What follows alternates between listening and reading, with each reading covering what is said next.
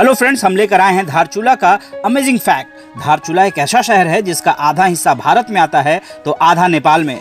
दोस्तों, ये बहुत ही इंटरेस्टिंग स्टोरी है। दोस्तों, दुनिया में शायद ही ऐसा कोई शहर होगा जो आधा एक देश में आता है और आधा दूसरे देश में, लेकिन भारत के उत्तराखंड राज्य में धारचूला नाम का एक छोटा सा शहर है जो कि नेपाल और भारत के बॉर्डर पर स्थित है। ये शहर बहुत ही पुराना है। दरअसल जिस समय भारत और नेपाल में कोई सीमा नहीं थी, बाद में जब दोनों देशों का बॉर्डर तय हुआ तो काली नदी का एक हिस्सा भारत में आया और इसका दूसरा हिस्सा नेपाल में चला गया, और तभी से ये शहर दो देशों के बीच बट गया।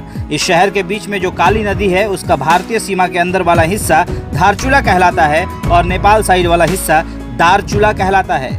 ये शहर प्राचीन समय में एक व्यापारिक केंद्र था जिसमें तिब्बत, नेपाल और भारत के व्यापारी व्यापार के लिए आते थे, लेकिन इसके बंटवारे के बाद यहाँ का व्यापार सिकुड़ने लगा। धारचूला शहर से लगभग 23 किलोमीटर दूर गोरी और काली नदियों का संगम होता है, जिसे देखना किसी खूबसूरत नज़ारे से कम नहीं है। वैसे नवंबर महीने में धारचूला का सदियों पुराना मेला लगता है, जहाँ आज भी भारत, नेपाल और तिब्बत से लोग व्यापार करने आते हैं और इस मेले में खूब भीड़ लगती है। वैसे ये बॉर्डर सिर्फ दो देशों का बंटवारा करता है, यहाँ के निवासियों का नहीं।